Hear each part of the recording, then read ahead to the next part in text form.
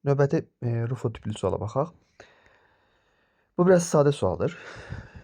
Yəni bundan qabaqki 2 videoya baxmısınızsa, onlara nisbətən yəqin ki, sadə sualdır. Sadə sistemlər tənlə sistemidir. X plus Y necədir? X ilə Y də həqiqi ədədlərdədir. Verməlidir bu şərti. Deməli, mən buradan baxın x kubu ilə x kubuna uyğun hansıdır? X kvadrat. Onu qruplaşdıracağam. Bir də bu ikisini qruplaşdıracağam. Və aşağıdakını da vurub açacağam. Baxaq. Deməli, x kubu üstə gəlsin x kvadratı y, bir də üstə gəlsin y kub, üstə gəlsin x y kvadrat. Bərabərdir 14. Aşağıdakını da vurub açsaq, vurub açanda x kvadratı üstə gəlir x, üstə gəlsin y kvadratı, üstə gəlir y. Vurub açanda da 9. Yəni aşağıdakını vurub açırıq, yuxarıdakılarla müəyyən qruplaşdırma aparırıq. Sonra isə bax fikir verin, yuxarıda yazdığımdan x kvadratını, bir də y kvadratı mötərizə xaricə çıxardıram. X kvadratı mötərizə xaricə çıxardanda burada nə qalır? Bir dənə x qalır, bir dənə y qalır. Üstə gəl, y kvadratını mötərizə xaricə çıxardanda 1y, bu tərəfdən də x deməli qalır. Bərabərdə 14. Buradan da bu formaya salım ki, baxın, bunu biraz sadələşdirim mən. Buradan x plus y ikisində də var, çıxardıram.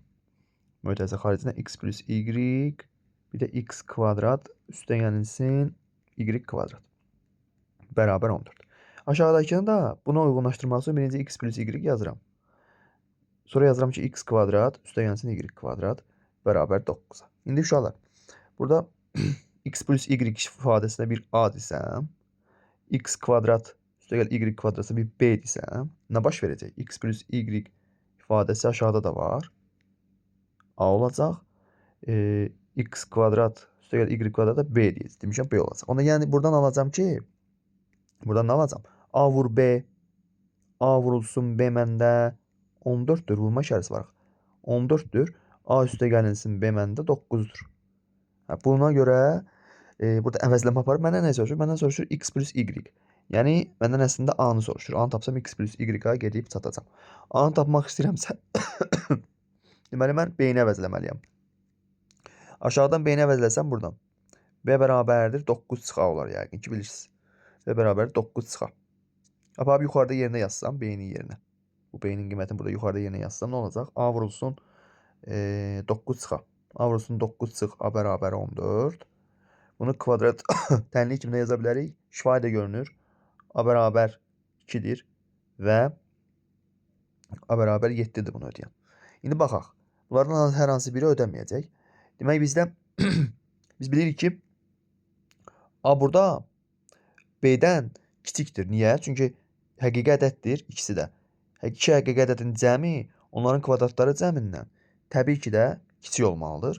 Onda burada məsələn 7 qoysaq, a-nın yerinə məsələn burada 7 qoysaq, b-nin qiyməti nə olacaq? B-nin qiyməti 2 olacaq. Bu da düz deyil.